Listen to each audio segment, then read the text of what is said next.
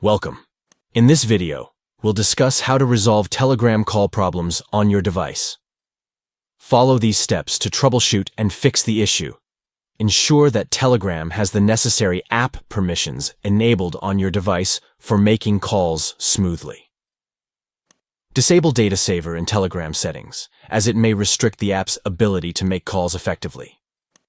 Check if your friend has removed or blocked you, as this can impact your ability to initiate calls with them on Telegram. Remove any unauthorized apps and plugins that might be interfering with Telegram's call functionality. Clear the cache data of Telegram to eliminate any temporary files that could be causing disruptions in call quality.